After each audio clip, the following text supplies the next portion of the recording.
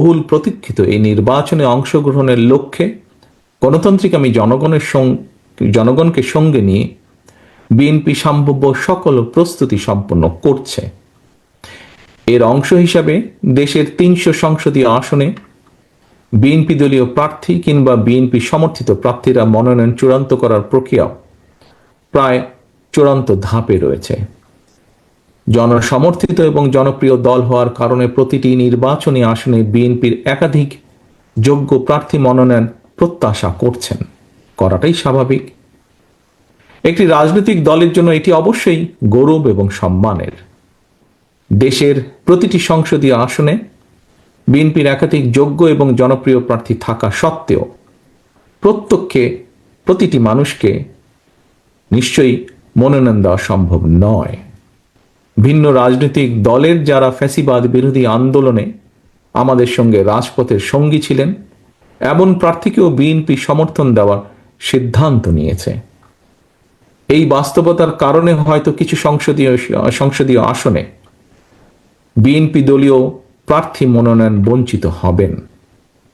বিএনপির সর্বস্তরের নেতাকর্মী সমর্থকদের কাছে আমাদের প্রত্যাশা, দেশ এবং জনগণের বৃহত্তর স্বার্থে, গণতন্ত্রের স্বার্থে আপনারা এই বাস্তবতাটিকে মেনে নেবেন দয়া করে।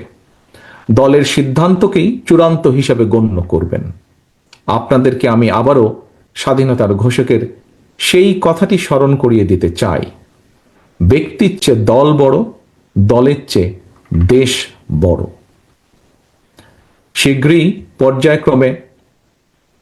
শীঘ্রই পর্যায়ক্রমে বিভিন্ন আসনে বিএনপির মনোনীত দলীয় প্রার্থীদের নাম আমরা জানিয়ে দেব দলের পক্ষ থেকে।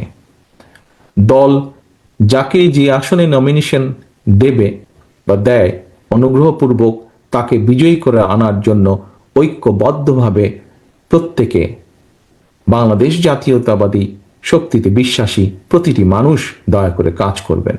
মনে রাখবেন, আপনাদের চারপাশে সুপ্ত আকাঙ্ক্ষা নিয়ে গুপ্ত স্বৈরাচার কিন্তু ওত পেতে রয়েছে।